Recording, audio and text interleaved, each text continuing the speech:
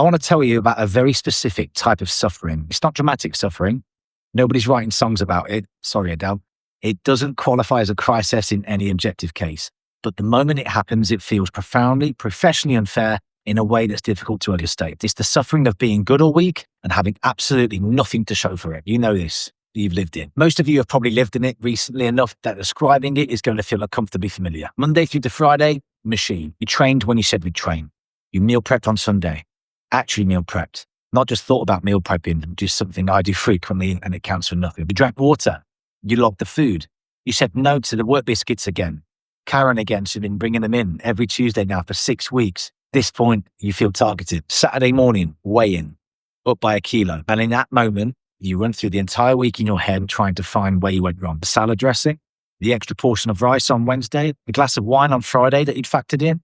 You go through it like a detective reconstructing a crime scene, except the crime is a number on a scale that went the wrong direction and the victim is your motivation. Let me tell you exactly why this happens. Because once you understand it, the scale loses a significant amount of its power to ruin your Saturday morning. You trained this week. Specifically, you trained hard. When you train, particularly when the sessions are genuinely challenging, particularly when you've done anything involving legs, because legs are the exercise category most likely to produce the specific experience, you cause microscopic damage to your muscle fibers. Now, this sounds bad, but it's not. It's how muscles get better. Your body responds to this damage by directing fluid to the affected muscles to support the repair and adaptation process. This fluid has weight.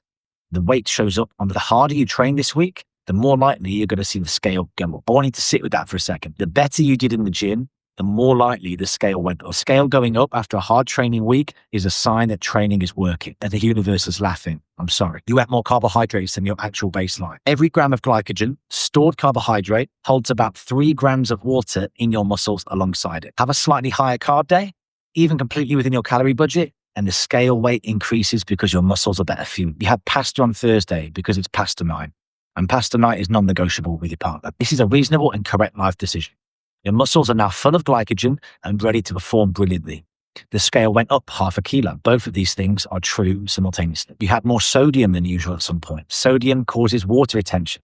It's not dramatic or dangerous. It's just your body holding onto a little bit more water in response to salt intake. A restaurant meal, a ready meal, on the night you were too tired to cook because you're a human being with limits, not a meal prepping robot. More processed food than usual can add visible scale weight by the next meal. Results within a day or two of returning to normal eating. And if you have a menstrual cycle, where are you in it? The luteal phase, the 2 weeks before your period, involves water retention, driven by progesterone. Scale weight can go up by 1 to 3 kilos during this phase, regardless of what you eat or how you train. This is one of the most consistently misunderstood things in women's fitness, and I'm going to do a full video on that soon.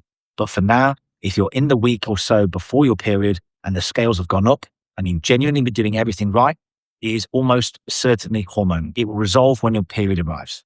You haven't failed. Your hormones are just being hormones. Here's the perspective worth actually holding on to and not just nodding at. Fat gain requires a sustained calorie surplus, eating significantly more than your body burns over multiple days.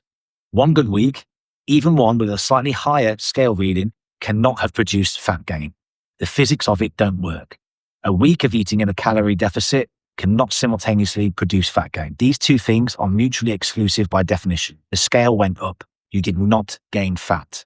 Read that again. You gained water and glycogen, and possibly a bit of righteous indignation about it, all of which are temporary. Keep going. The scale will catch up. It always catches up. There's a free Fat Loss Foundations course in the description, guys. Subscribe to the channel, and I'll see you tomorrow for another video.